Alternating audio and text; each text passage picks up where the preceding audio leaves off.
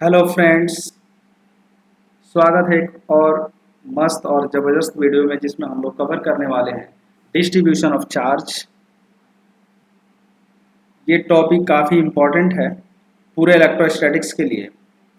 पूरे इलेक्ट्रोस्टैटिक्स में हम लोग जो आज पढ़ने वाले हैं इसका यूज करेंगे, जैसे आपका linear charge density, volume charge density, surface charge density. इसी का यूज करके हमें electric field due to line charge, electric field due to charge ring, electric field due to a sphere, conducting non conducting, ये सारे हम लोग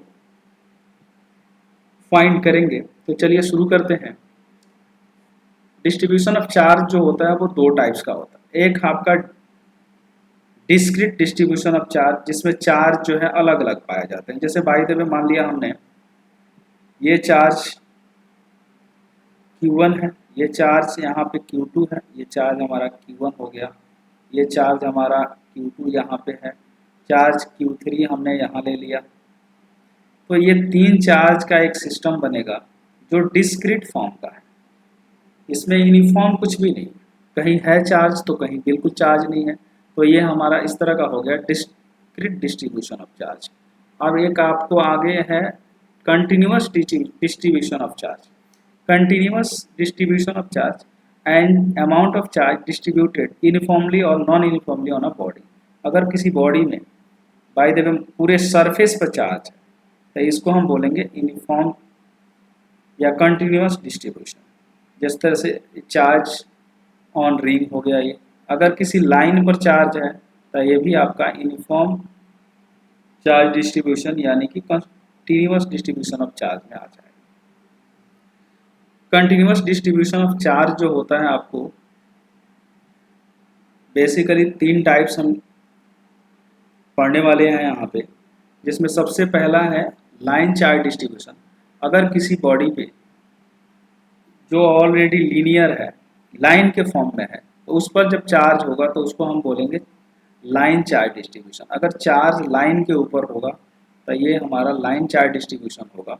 जैसे चार्ज स्ट्रेट वायर, अगर कोई वायर है जिस पर अगर चार्ज है तो ये हो गया हमारा लाइन चार्ज। या अगर सर्कुलर रिंग के ऊपर चार्ज है तो ये भी हमारा लाइन चार्ज हो जाएगा। ये आपका दोनों ही लाइन चार्ज का एग्जाम्पल्स हैं। ये हमारा है लाइन चार्ज। आगे हम लोग देखने वाले हैं जो लाइन चार्ज होता है उसमें लीनियर चार्ज डेंसिटी जो होगा वो चार्ज पर यूनिट लेंथ होगा। और लीनियर चार्ज डेंसिटी को हम लेमडा से रिप्रेजेंट करते हैं, जो चार्ज अपॉन लेंथ होता है। ये हो जाता है Q अपॉन L। अगर इसका लेंथ हम L लें तो यहाँ पर जो लेमडा का वैल्यू आएगा, ये लेमडा कितना हो जाएगा, चार्ज हम अगर यहाँ Q लेते हैं और लेंथ इसका L तो Q/L हो जाएगा। यहाँ अगर चार्ज Q लेते हैं और इसकी रेडियस ले लें R, तो इसका लेंथ कितना हो जाएगा 2πr, इसके सर्कमफ्रेंस के इक्वल। यहाँ लाइन चार्ज जो हमारे पास लाइन चार्ज डेंसिटी आने वाला है वो आ जाएगा Q अपॉन 2πr। इसका ऐसा यूनिट क्या होगा, तो चार्ज का ऐसा यूनिट हम लोग पिछले लेक्चर में देख चुके हैं। चार्ज का ऐसा यूनिट कूलम्ब होता है और लेंथ का हम लोग जानते हैं मीटर, तो कूलम्ब पर मीटर हो जाएगा। चार्ज का जो डायमेंशन होता है वो आपको 80 आता है, पीछे लेक्चर में हमने ये कवर किया हुआ है। चार्ज का जो डायमेंशन है वो 80 है और लेंथ को हम कैपिटल L से लिखेंगे तो ये L-1 80 हो जाएगा। या ऐसे भी लिख सकते हो 80 upon L, date is 80L-1। इसे हम ऐसे भी लिख सकते हैं m0 L-1 TA, ऐसे भी लिखा जा सकता है। आगे हम लोग कवर करने वाले हैं सरफेस चार्ज डेंसिटी।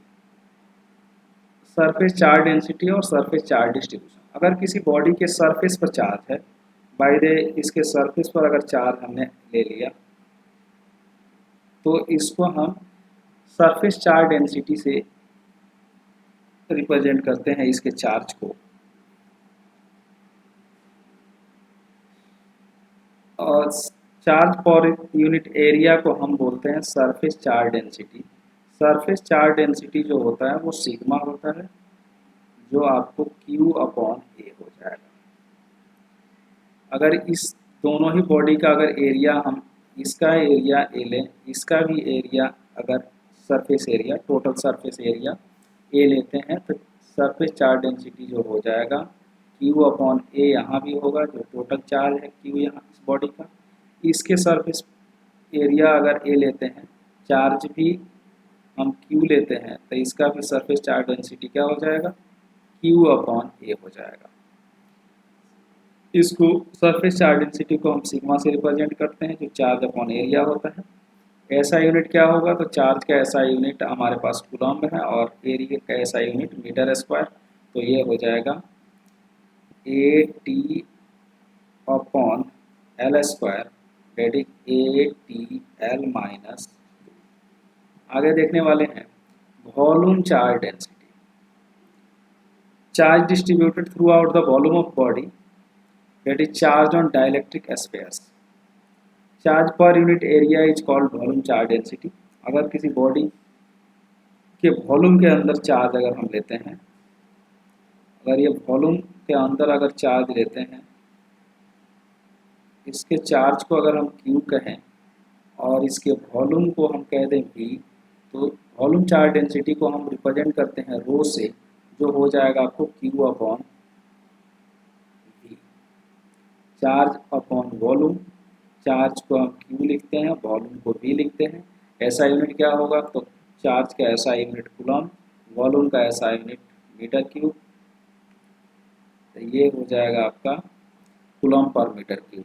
डायमेंशन क्या हो जाएगा, तो डायमेंशन हो जाएगा आपको ATL क्यूब, यानी ATL की पावर -3, या हम ऐसे भी चाहें तो लिख सकते हैं M0 L-3 TA, ये हमारा हो जाएगा। Okay, thank you so much.